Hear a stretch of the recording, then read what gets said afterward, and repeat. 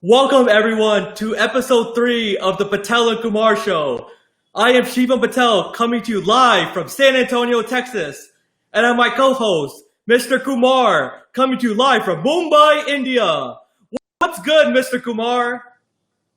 Well, everything is good because the NBA regular season is almost over and we are heading to the playoffs. So I'm so excited. I didn't expect that we would be here covering the NBA when the lockdown happened, but it's just so nice to see the regular season coming to an end. It's been a long season, but it's a great start for us. So welcome everyone to the Patel and Kumar NBA talk show. And this is Vinod Muthukumar as Mr. Kumar on the Patel and Kumar show. Let's get going, Mr. Patel.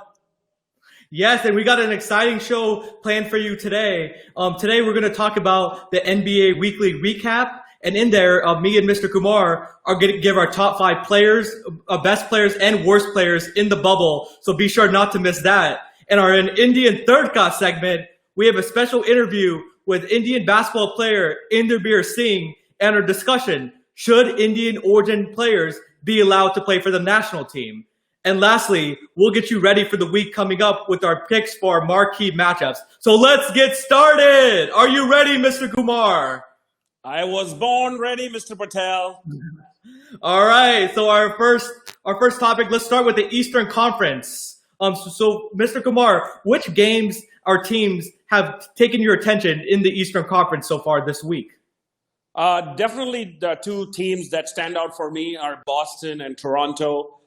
Toronto has been consistent. They're 6-1, in this bubble. And last week, Boston had a good run. They won 4 games on the trot. So they're trying to get into some kind of momentum. And of course, now that the top 8 seeds are pretty much locked in the East, so there's not much going to happen in the next 2 days. And of course, there's no play-in tournament as well in the East. So it all boils down to now who's got the momentum and who's ready more for the playoffs. So, of course, Milwaukee Bucks is not going to have Giannis because he's got banned for headbutting Mo Wagner there in the last game against Washington.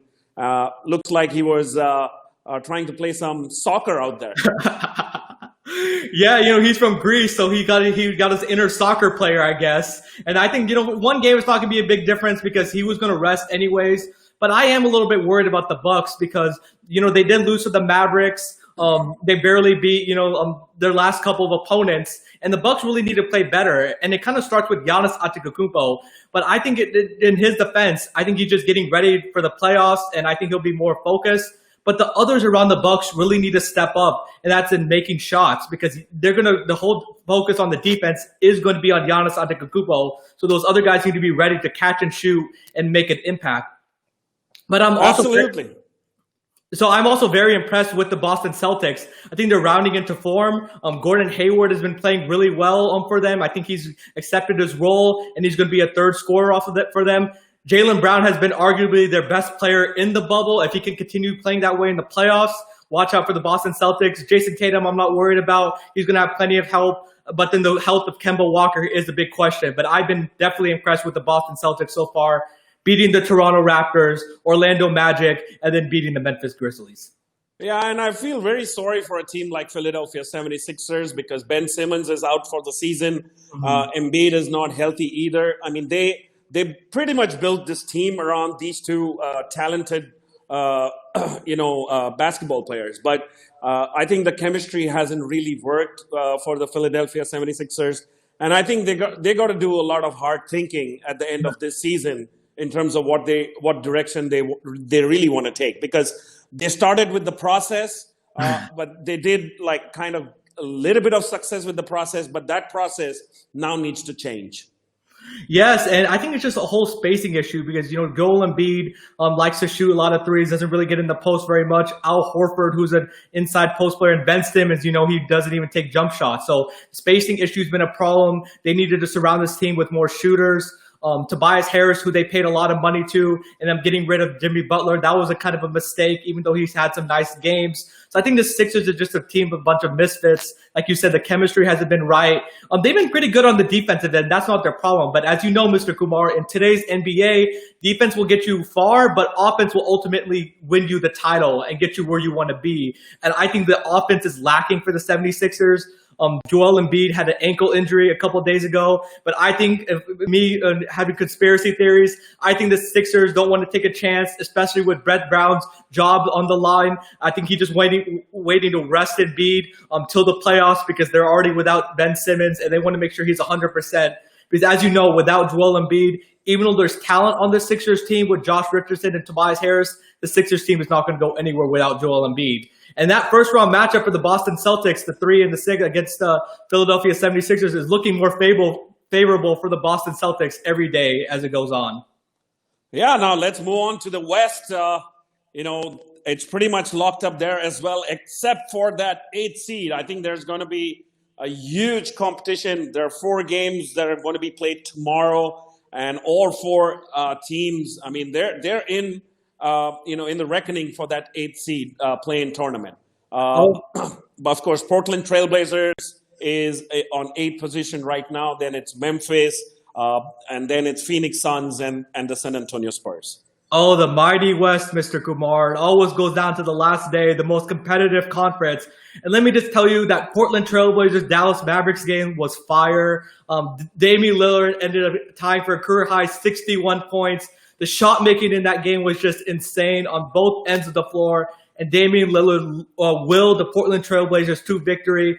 All they need to do is just beat the Brooklyn Nets today, which have been playing a lot better. So that's not going to be a pushover game to make the play-in tournament. And the real question is, can the Memphis Grizzlies beat the Milwaukee Bucks today, or will the Phoenix Suns continue their Cinderella magical run and make it to the play-in tournament? But Mr. Kumar, I'm not going to lie to you. As much as I love Coach Jenkins and the Memphis Grizzlies, without Jaren Jackson Jr., they're not the same. So I would love to see the the Phoenix Suns and the Portland Trailblazers play for the play-in tournament. There's going to be a shootout between Devin Booker and Damian Lillard. Both teams like to play fast-paced, shoot a lot of threes, and that's going to be must-see basketball.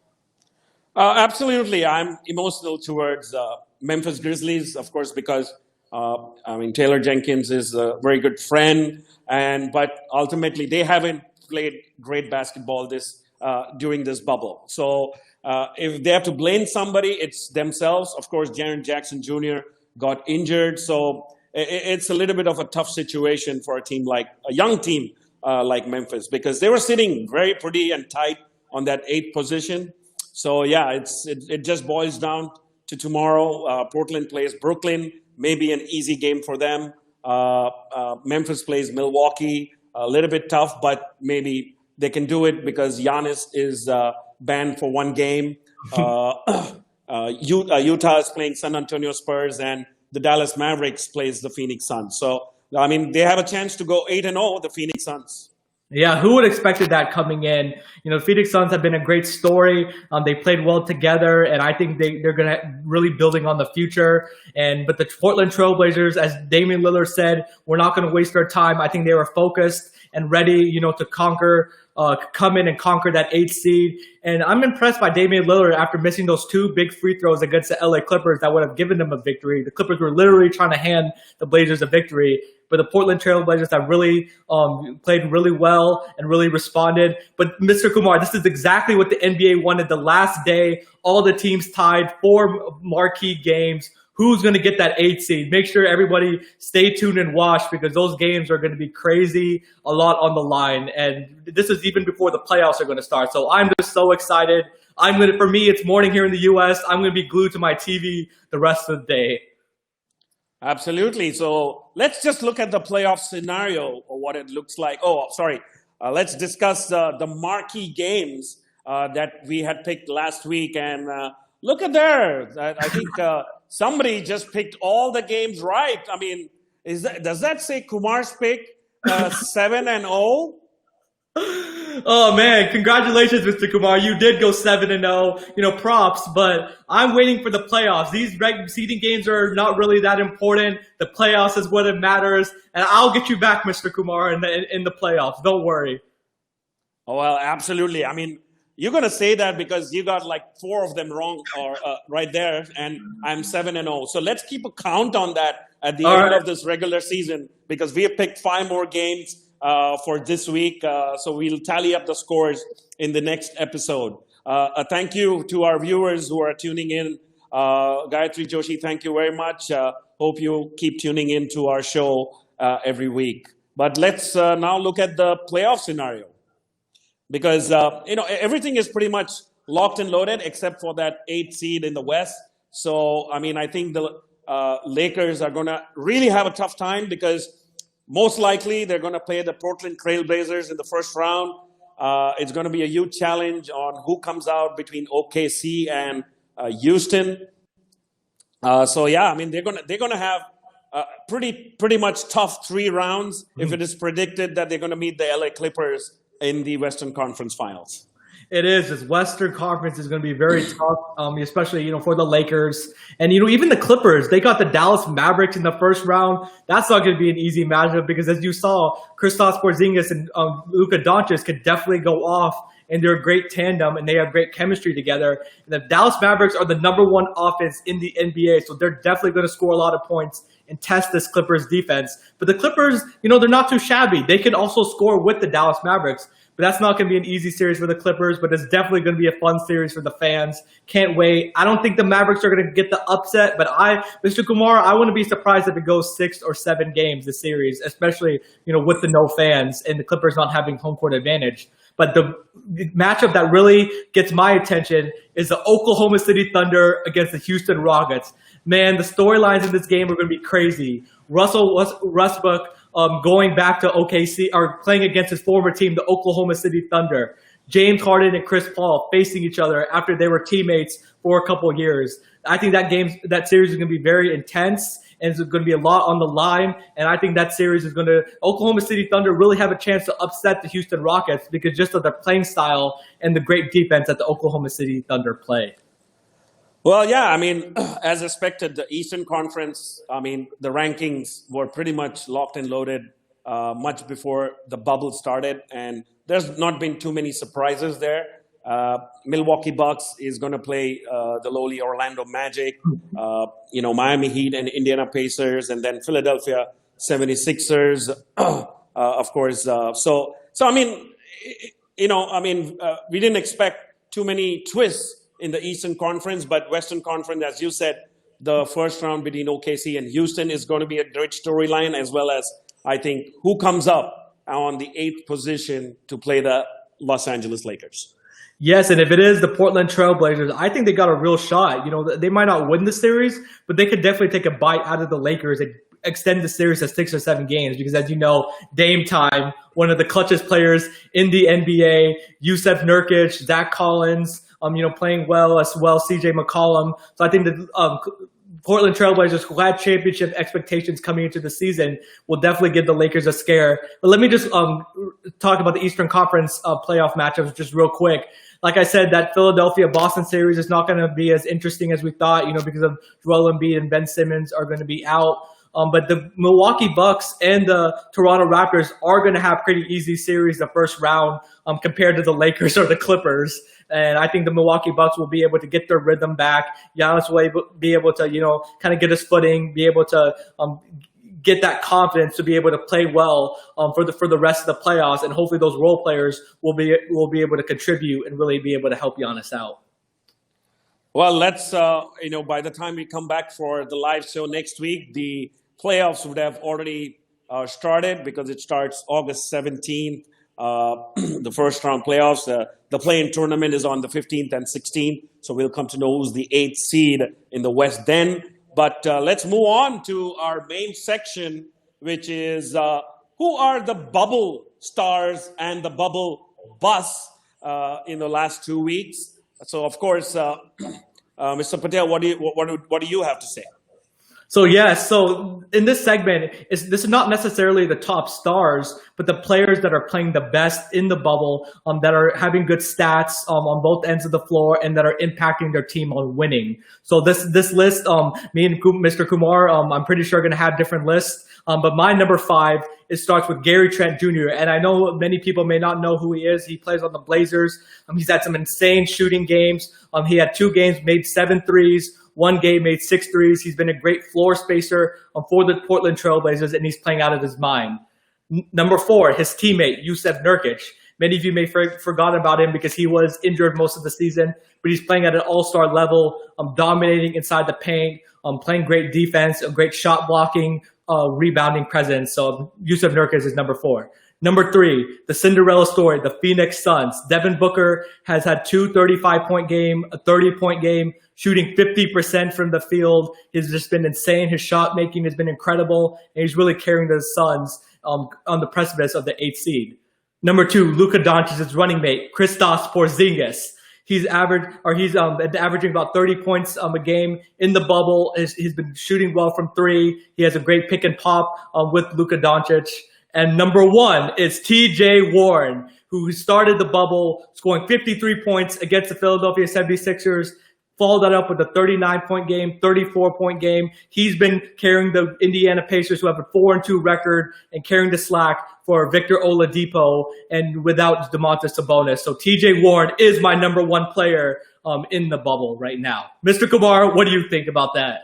Well, a surprising list to say, because you don't have Dame Lillard out there in your top 5. I mean, that's really surprising. You have Gary Trent Jr., who was his teammate, but you don't have Dame Lillard. Wow, that's whack. Well, Dame Lillard has had a lot of help, with Zach Collins, Yusuf Nurkic, and Gary Trent. And Dame Lillard is number 6 for me, because even though he's been playing great, he did miss those 2 crucial free throws against the Los Angeles Clippers, so I can't ignore that. But he's had a lot of help, and it's been a team collective effort, for the Blazers, even though he did carry his team to victory against the Dallas Mavericks. And I'll give you this, Mr. Kumar, without Damian Lillard's 61 points, they needed every single basket from him. Otherwise, they would not have beaten the Dallas Mavericks. And who knows what position they would have been in going into this last week of the season. Well, let's look at, my list. And my number 5 is, a surprising choice, but it's Chris Paul. I know he hasn't played like absolutely great basketball, but I chose him because he's one of the person that we need to thank for this bubble experiment as the president of the NBA Players Association. He did a great job. Giannis Antetokounmpo, he didn't miss a beat. He's averaging 31 points and 13 rebounds, and he's still playing 30 minutes. So it's going to go up as, come playoffs, because he's playing like an MVP. I have TJ Warren in number 3. You had him number 1, and the same reasons. I mean, he's had absolutely amazing basketball games, a 53-point game, and then, of course, a great game to beat the Los Angeles Lakers as well. In number 2, I have Devin Booker. Of course, nobody can forget that fantastic buzzer beater against LA Clippers. I think he was guarded like a prisoner out there, but still, he made that, and that was just amazing. He's playing absolutely great basketball. And number 1 it is Dame time, let me tell you, Mr. Patel, because he's having an amazing bubble. Because his last game was just superlative to beat the Dallas Mavericks, 61 points. And he's in great company now, because he's the only other player apart from Will Chamberlain to have 3 60-point games in a single season. So he's coming back from another 50-point game before, and now a 61-point game. He tied his career high, and it's just been absolutely amazing basketball. And of course, he's having a lot of beef outside the court as well, with a lot of players like Paul George, Patrick Beverley. So I think he's just silenced them a little bit. And he also silenced Skip Bayless, who questioned, whether Damian Lillard is clutch and he can carry this Portland Trailblazers team. But he got the last laugh on Skip Bayless. As many of you may know, he also hates on LeBron. So this is not surprising. He has his players that he likes and he doesn't. But yeah, Dame Lillard has been incredible, amazing. but I think the Portland Trailblazers had expectations coming into this bubble. So and we do agree that Devin Booker and TJ Warren are both top 5 players. So I'm glad we're able to agree on that. But Devin Booker, I think, has been more impressive because the Suns didn't have any expectations coming into this restart. Everyone thought they were just there to pass time, that they were just going to lose like almost every game, and they weren't going anywhere. But Devin Booker has really catapulted the Suns on the precipice of the 8th seed, and the Suns have a really bright future. And Suns are one of the most fun teams to watch in the bubble, and definitely a lot of people have gained the Suns have gained a lot of people's respect and eyeballs, and so has Devin Booker by his insane performances. Absolutely. So let's look at what the audience had to say. We ran a poll to see who they thought was the best player in the bubble. And by a huge margin, most people chose Devin Booker. And of course, Nurkic follows Devin Booker as well. So as you said, I mean, Devin Booker has been one of the greatest finds in this bubble. Of course, there's been debate where Draymond Green said that he should move out of Phoenix Suns and go to a team which is a winning team. But I think this is a young Phoenix Suns team, and once Kelly Oubre comes back, I think they'll probably come into the playoffs next season on their own merit rather than having to fight for it at the end of the season. Yes, and like you said, Devin Booker, he can stay in Phoenix and build around this team because they have DeAndre Ayton, who was a number 1 pick a couple years ago, Kelly Oubre, they have Dario Saric, Ricky Rubio is playing well. And also, this Phoenix team, they would not have been in this position but because early in the season, they did blow a lot of games that they should have won. So maybe they would have been, closer to Memphis. So the Phoenix, if they don't make the playoffs, they have themselves to blame. But, props to Devin Booker, who's really been able to do a great job of carrying this Phoenix team. They beaten they had beaten every team. They're 7-0 in the bubble. They just got to win one more game and hope that either the Spurs or the Grizzlies lose, which is definitely possible. So props to the Phoenix Suns, and what an incredible run. And we're always going to remember the Phoenix Suns this year as one of the most surprising teams to come out of the bubble. So yeah, I mean, now that we have discussed the best performances or the best bubble stars, of course, the NBA has also decided to name a bubble All-American bubble team and an MVP as well. So let's hope, it's one of my choices. Yeah. So, so we're going to transition now to the worst bubble players. So I'll get started with that. So for me, it is Pascal Siakam, who's kind of really struggling. He's only scored 14 points and 11 points. Kyle Lowry has been the best player and really carrying this Raptors team. Number 2 for me is Brandon Ingram. He's only scored 11 points, and I believe one game he only scored 12 points, which is not good enough. And he's not doing a great job of leading this Pelicans team into the playoffs as many people may thought. But I don't blame Brandon Ingram as much because they're really trying to go through Zion, and maybe that would have disrupted his rhythm a little bit because Brandon Ingram has been the go-to player from the majority of the season with Zion out. So maybe he's a little discombobulated. And my number 1 player is a guy that left the bubble to go to the gentleman's club, Lou Williams. He's only scored 6 points and 7 points. You got to be kidding me. Like, Lou Williams, you're supposed to be the best 6 man in the NBA, and the Clippers really rely on you off the bench. So Lou Williams definitely has to be better, but he's my worst bubble player so far. Mr. Kumar, who's your list?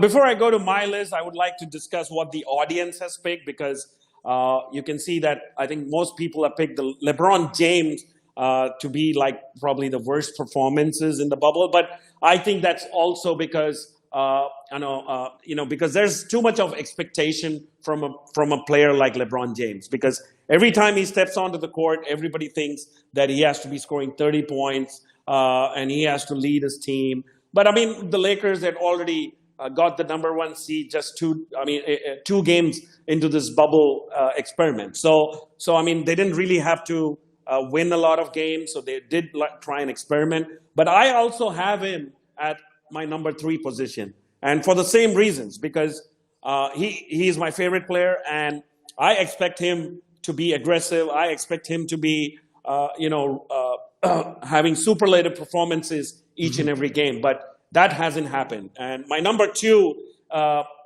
uh, is Jason Tatum. Of course, he's had the last couple of games, he's probably improved his performance, and that's why Boston is performing as they have in the last week. But I think the first week, he had some very forgettable performances, especially that first game, against Milwaukee Bucks, I think. But I think he needs to be the leader on the floor. He needs to perform well if the Boston Celtics really need to have a chance of going deep into the playoffs. And number one, I think there's no surprises there for you, Mr. Patel. I also picked Lou Williams. The only reason is, of course, he's had 6 points in the first game. He had 12 points in the second game. He improved it to 14 points in the third. But he did get up to 23 points, up like almost his average in the fourth game. So maybe it's just put him off that entire going out of the bubble and having a different bubble experience. But let's hope that, he comes through for the LA Clippers team, because he's been probably the mainstay in terms of the LA Clippers doing so well last season. And of course, this season, we'll have to see how they do it in the playoffs.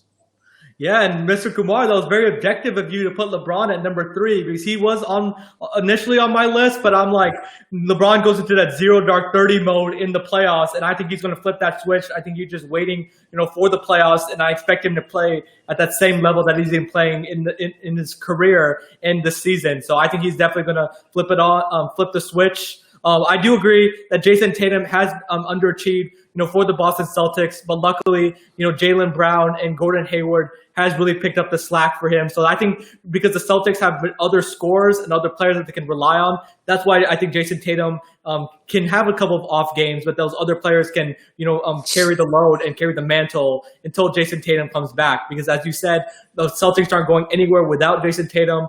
He needs to play at that MVP level that he's been playing throughout the season in order for the Boston Celtics to be successful in the playoffs. Well, let's hope LeBron James has another 50-point performance like he did, I think, 2 years ago against the Golden State. But they lost that game, but I think he'll be on the winning side this time. So let's move on to our next section, which is probably the spiciest section in the entire YouTube, and that is the Indian Tadka.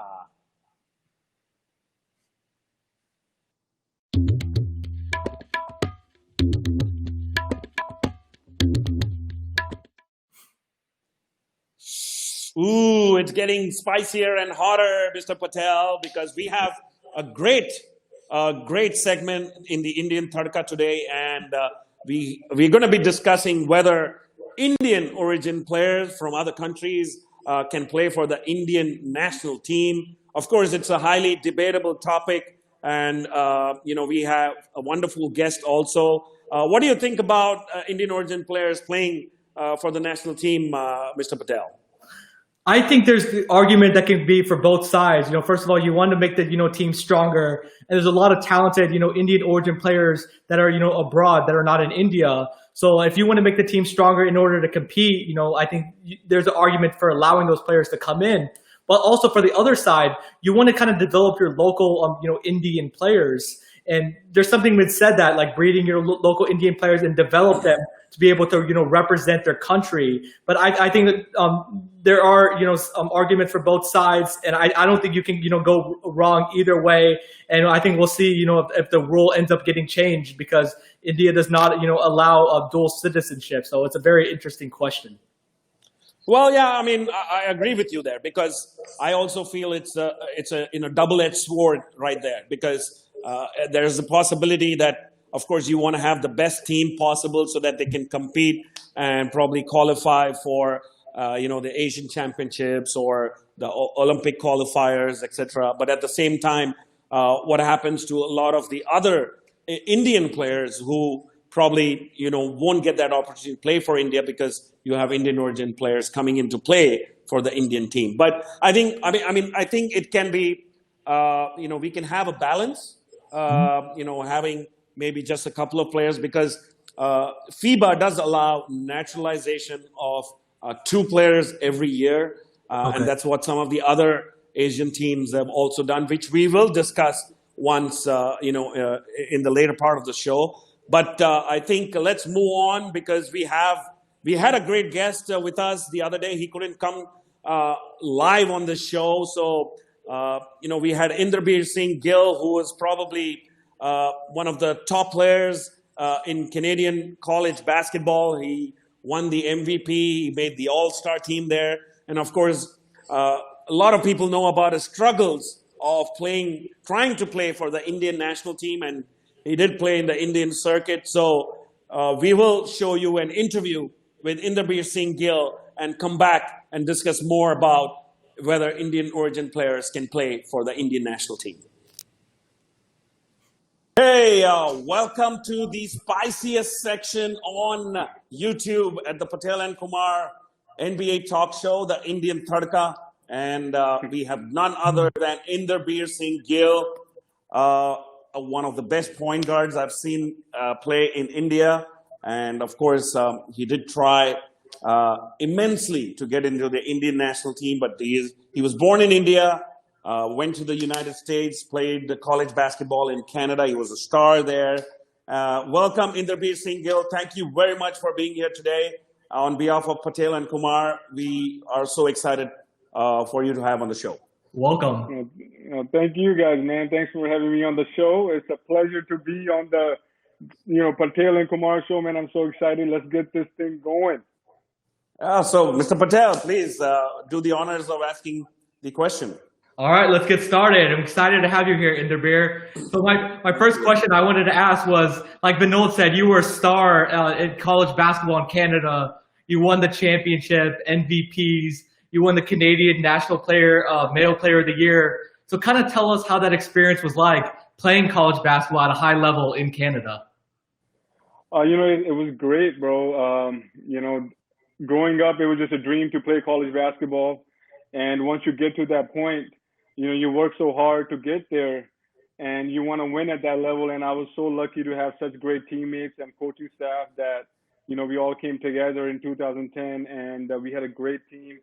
And, honestly, we had a great run in the playoffs that we were able to win it. And that feeling of winning the national championship is, one of the best feelings in the world. I'll never forget that. And, the bond that we had with that team is, never to be forgotten. And it's, cemented for lifetime. Even now, I was just talking to one of my teammates, from the championship team just 2 days ago. And we were just talking about our, championship run, and this is 10 years later. So, it was just amazing team, and really, I was grateful to be a part of that team, and I was blessed to, be able to win it and, win the MVP and Player of the Year. Well, that's great, Inderbir. But I mean, of course, since it's the Indian Tadka section, we have to talk about your connection with India. You were born in Hoshiarpur in Punjab, then moved on to the US. What inspired you to basically come back to India? Well, I always, have obviously, Indian roots, and my mom and my family, they're very proud to be Indian. My mom was a Punjabi she was a principal and also a Punjabi lecturer in India. So here, she didn't want us to forget our Indian roots. So we always spoke in Punjabi and, watched Hindi movies. And, I was just actually watching the Kapil Sharma show before we got on here.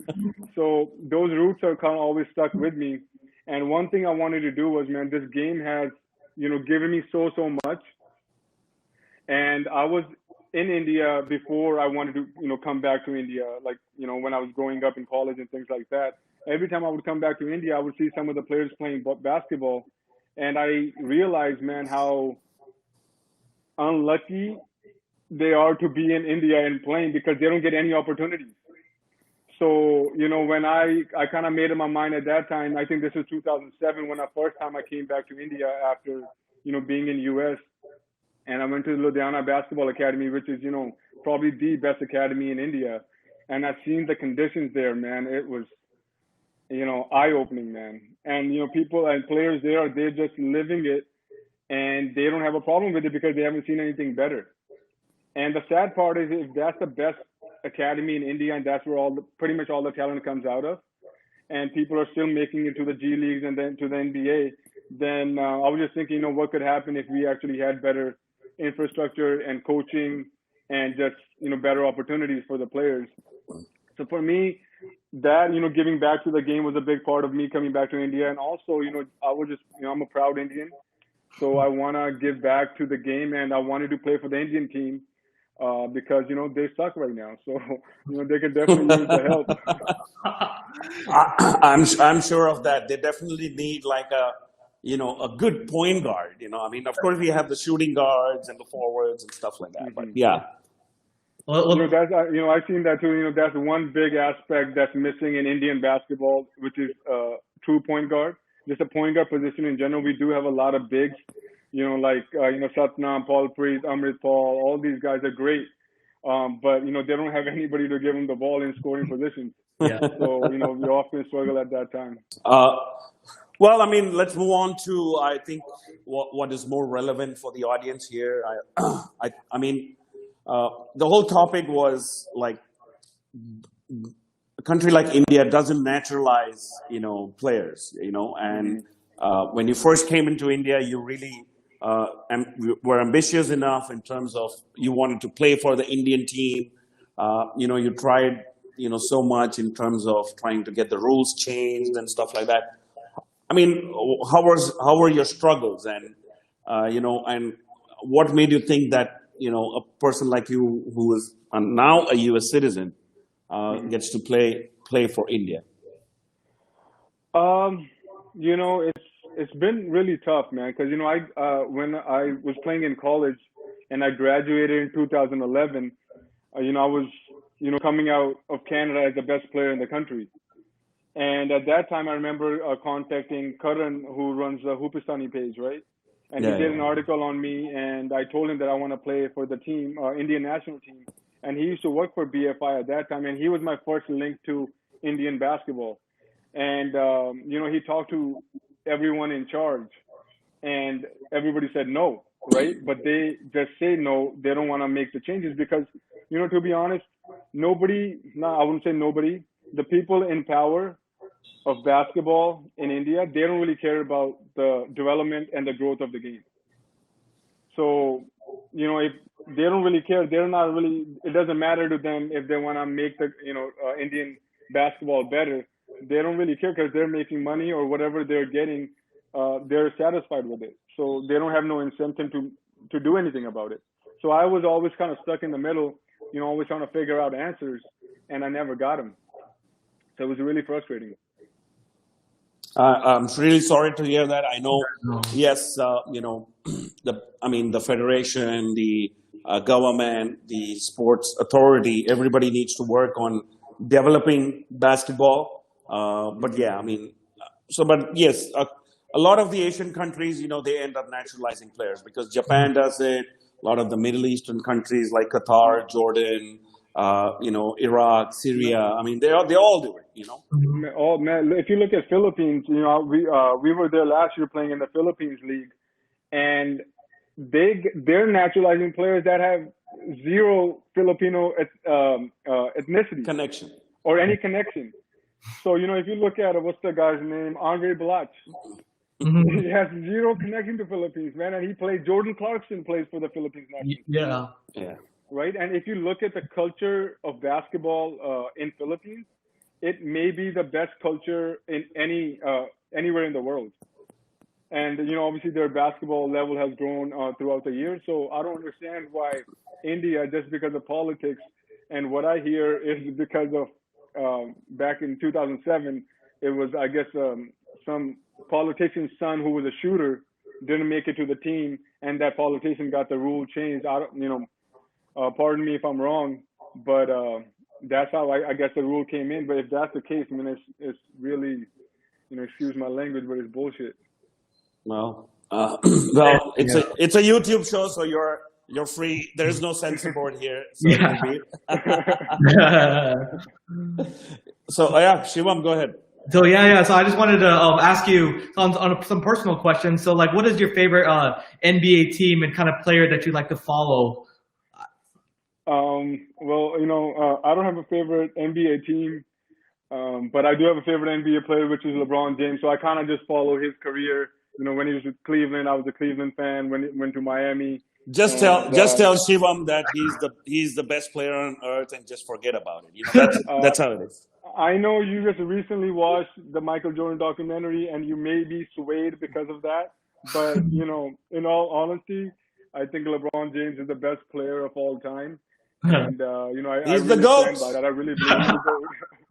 If he wins another championship, he would have won 3 championships with 3 different teams. He definitely has an argument. I think that's for sure. Right. I think this year, you know, even though they're not looking good right now, but they have a great shot this year. So hopefully, you know, fingers crossed. So we can shut up all the haters. Inderbir, we're gonna make everyone wear goat masks if he wins the championship. Right. I agree. Shannon Sharp, goat mask.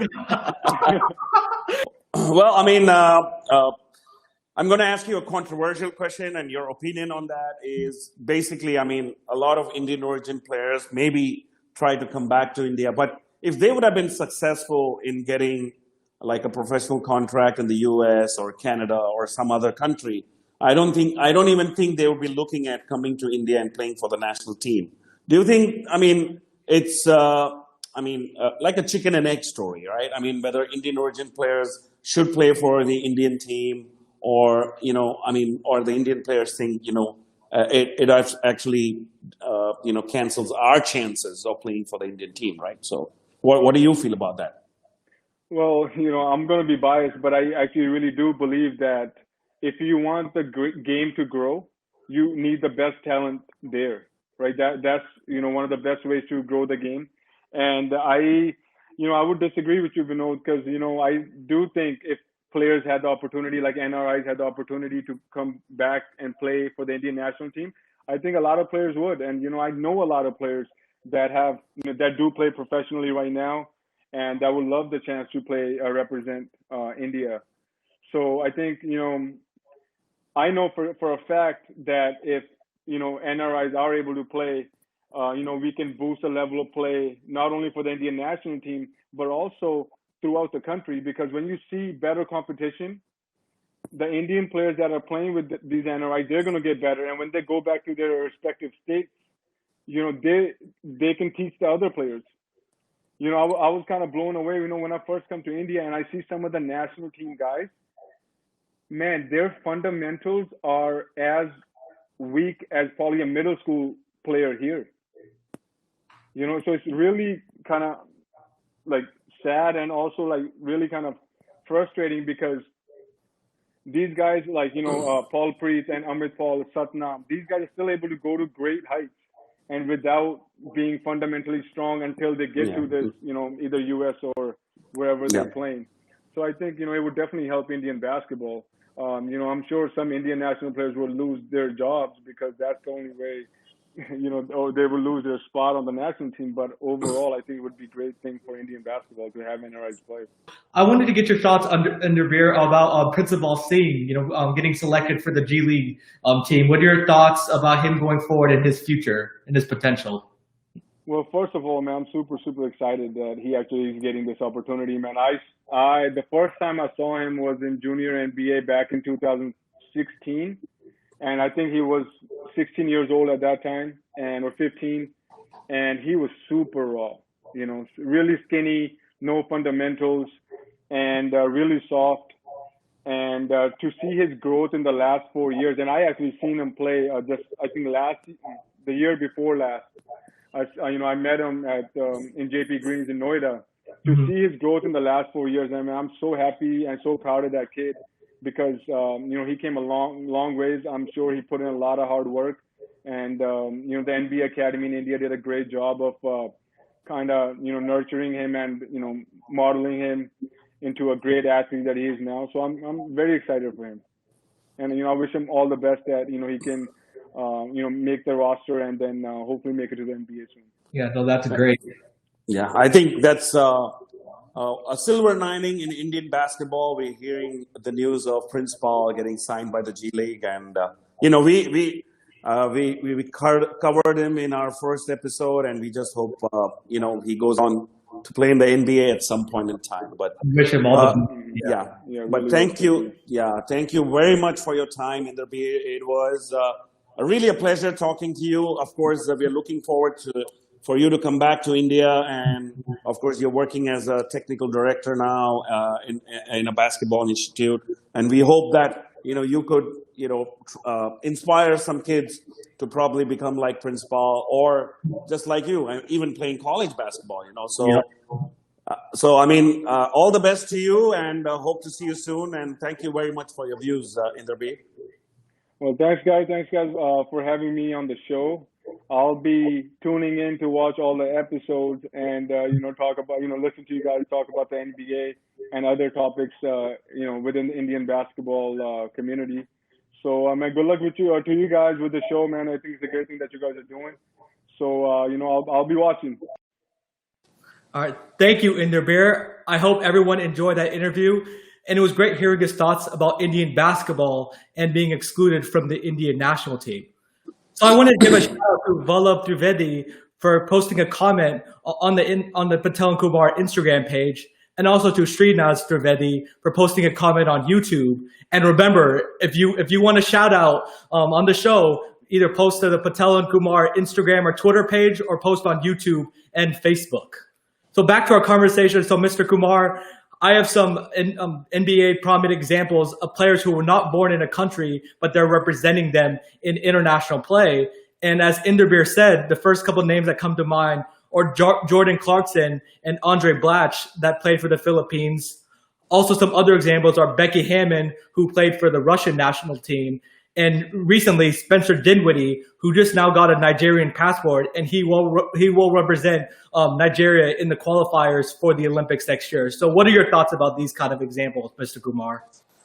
Well, I mean, the rules are very clear in India. Of course, they don't naturalize players. Of course, maybe it's a part of another sport, and that's why basketball is suffering. So it's a very hard question, but I would definitely like to see a mix. Maybe we have 2 or 3 Indian NRIs or Indian origin players, as you say, playing in the national team along with 7 or 8 other guys. So, as Malini Hemraj points out, those are interesting facts.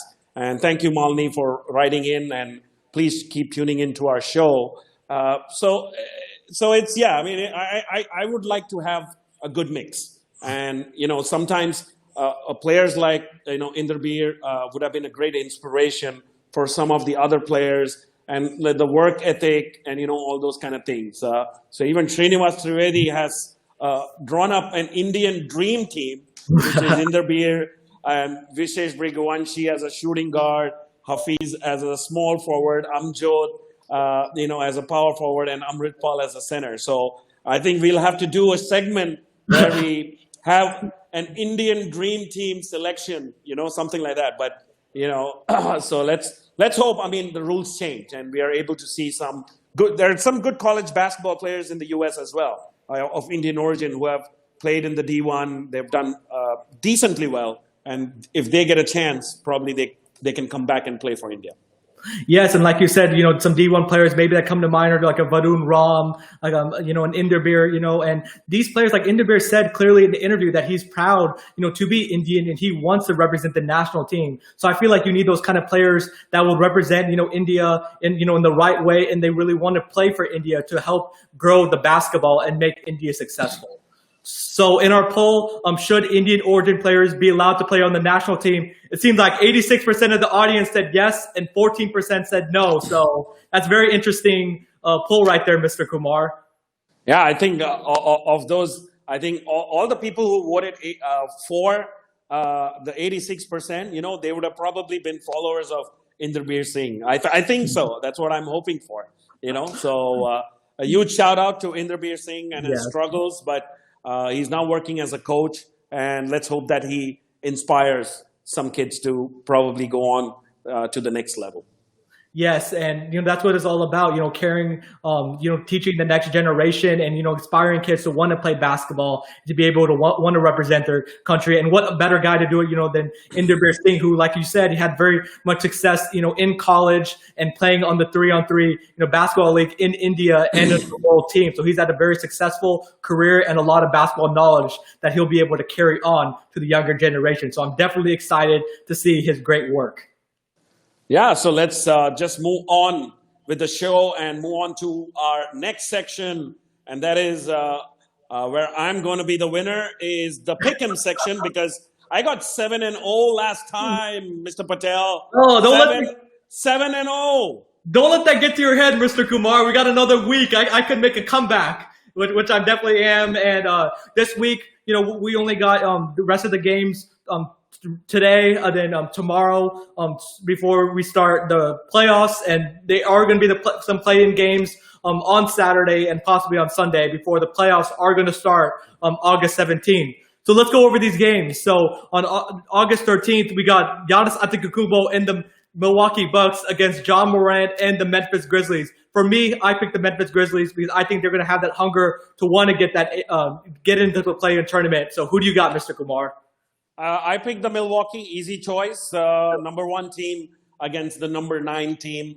So even without Giannis, they're probably going to win this game. All right. And also on August 13th, we got Luka Doncic, the Kristaps Porzingis, and the Dallas Mavericks against one of the hottest teams in the NBA, in the bubble, Devin Booker and the Phoenix Suns. For me, I got the Phoenix Suns. I think they see the light at the end of the tunnel, and Devin Booker is going to have another huge game. Phoenix for me as well, because they have the hot hand right now, and I think they're going to continue with their momentum. All right. On Friday, August 14th, we got the Philadelphia 76ers, who may or may not be with Joel Embiid, against James Harden and Russell Westbrook and the Houston Rockets. For me, I got the Rockets. I think James Harden is going to have a big game, and the Rockets are going to bounce back and make a lot of threes to overwhelm this depleted 76ers team. Who do you got? I think it's an inconsequential game because both teams are pretty much locked in with their playoff, contenders. So, but I go with Houston as well because there's no Embiid, there's no Simmons, so it's an easy choice for me. All right, we got the Oklahoma City Thunder and Chris Paul against Kawhi Leonard and Paul George and the Los Angeles Clippers. I personally got the Oklahoma City Thunder because I think the Clippers are going to rest Paul George and Kawhi Leonard, and I think the Thunder are going to play some of their starters, and they have a lot of talent with Shai Gilgeous-Alexander, Darius Bazley, and Daniel Gallinari are going to bring it home for the W. OKC for me as well because I think the Clippers are going to rest most of their stars. They probably give Montrezl Harrell and Lou Williams probably more game time because Harrell has not been playing at all in this bubble, and he's probably just made a comeback. So let's hope that he gets into rhythm because they really need a person like Harrell to, make a comeback. Yes. So in our last game, we got Jamal Murray and Nikola Jokic in the Denver Nuggets against Pascal Siakam and Kyle Lowry and the Toronto Raptors. For me, I got the Denver Nuggets because even though, the Toronto Raptors did clinch the second seed, they're going to rest their starters. But I think Gary Harris, Michael Porter Jr., and Will Barton are going to play because those guys have been in and out of the lineup, and I think they're going to try to get their feet underneath them and get that little rhythm before the playoffs. Who do you got, Mr. Kumar? I got Toronto, but again, I think both teams are going to rest their mainstream players, and it's an inconsequential game, right? So it's more like a scrimmage game, but I still pick the Toronto, the second lineup to be better than Denver. Yeah, and Toronto is definitely, deep. And I think, they're not going to play, like you said, their main starters because they are kind of getting ready for the playoffs. And no need to risk an injury, when they already got it clinched. And Denver Nuggets, ended up losing to the LA Clippers last night. And they're pretty much clinched the third seed. All right, now for the audience poll. So it seems like, 82% of everyone said they agree with you, Mr. Kumar, that said the Bucks are going to beat the Memphis Grizzlies.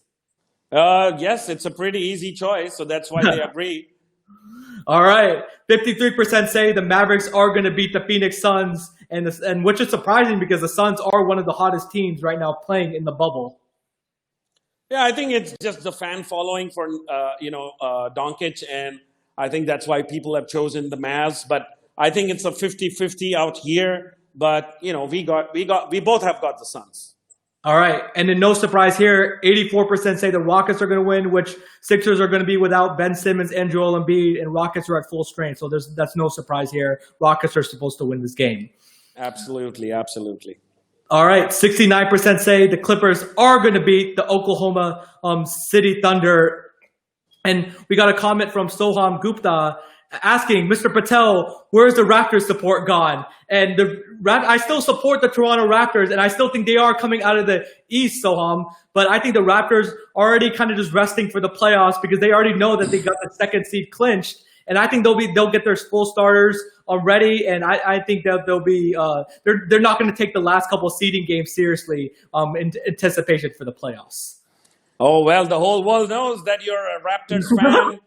And probably the whole world will know that I'm going to give a big parade in Mumbai if the Toronto Raptors win the Eastern Conference Finals, if they do come there, of course. So anyway, I think I'm going to pick the Raptors in the last game against the Denver Nuggets. And it seems like the audience agrees with you, Mr. Kumar. 75% say the Raptors are going to win. But I'm going to be the one that's going to get the last laugh when the Raptors come out of the Eastern Conference. Let me tell you, the audience is just smart to go behind me because I got the 7-0 in the last pick'em choices. You know that, right? Yes. So that'll change next week, Mr. Kumar. The audience is going to be behind me, and I'm gonna get the support. But that's. I think we're gonna run a poll where who's gonna get more wins in the pick'em section. Is it gonna be Mr. Kumar or is it gonna be Mr. Patel? And it's definitely going to be Mr. Patel. If you want the safe pick, the correct picks, go with Mr. Patel in the playoffs. Of course, and thank you very much, everybody, for writing in on the live chats. It just makes it more interesting for us. And of course, connect with us on our Twitter and Instagram handles at Patel and Kumar. Keep writing to us, and maybe you get featured on the show next week. But before we leave, we always probably leave on a lighter note so that people are laughing all the way. And this is the Indian meme. And as you can see, thanks to Desi Baller Memes, this is the condition of the Indian basketball or Indian fans, waiting for the 5-on-5 Pro League. I think I'm going to look like that by the time the Indian Pro League starts, Mr. Patel. That's pretty clever, Mr. Kumar. And India is definitely, wanting a pro league, and I think they're eventually going to, get one. Right now, I know the 3-on-3 pro league is right now currently, and I heard, it's gotten a huge amount of success and great following. So I think they're in the works and building of a 5-on-5 pro league, and that's something that I'll definitely tune in to for sure to watch. Well, what do you got on the US meme, Mr. Patel? Is there a surprise for me? Yes, Mr. Kumar, I got a special treat for you. Your favorite player, LeBron James, who you say is the GOAT and is going to be coming out of the Western Conference. So my meme is LeBron James did get swept twice by the 2007 San Antonio Spurs. Go, Spurs, go! And the 2017 Golden State Warriors with Steph Curry, Draymond Green, Klay Thompson, and Kevin Durant. So, Mr. Kumar, what do you say about this meme? Do you really want to go with this one just before the playoffs start, Mr. Patel? Because anyway, I would advise you to frame this picture because these are the only two teams that are ever going to sweep Mr. LeBron James, and you're never going to see that again. So this is pretty special, and I think I'm going to have a meme right after the end of the season where I'm gonna where we are all wearing goat masks, as I said. You're gonna go Shannon Sharp, Mr. Kumar, and we're the goat mask. Oh. I'm just gonna go Mr. Kumar. I'm gonna wear the goat mask. I'm gonna go wear the goat jacket. Everything. I mean, because I'm just declaring him as the GOAT. Anyway, thank you very much, everyone. Connect with us on Twitter and Instagram at Patel and Kumar, and of course, watch us live every Thursday, 7 p.m. Tune in, set your reminders. Don't do anything. Don't keep any appointments. 7 p.m. every Thursday because you got to tune in to the Patel and Kumar NBA talk show. And there's no other place to be on Thursday at 7 p.m. India time. Now with the playoffs getting started, the best analysis, the best predictions, the best storylines are here on the Patel and Kumar show. And I would like to thank, everybody for tuning in and all the comments on all the social media platforms. I would like to thank you to Mr. Kumar. I always enjoy our great conversations and debates. I'd like to thank our technical team of Mr. Tushar Patel, Gopal, and Animish. And everyone will see y'all next week. And yeah, please like, share, and subscribe to the Ekalavya's YouTube channel if you want to watch this show every Thursday. Thank you, and have a good night, people from India, and have a very good day for the people tuned in from the United States. Yes, and before, one more thing, you could also check the Patel and Kumar Show on the podcast on all the major platforms of Apple Podcasts, Google Podcasts, Spotify, and Stitcher. So you can't get more, or you can't get enough of the Patel and Kumar Show.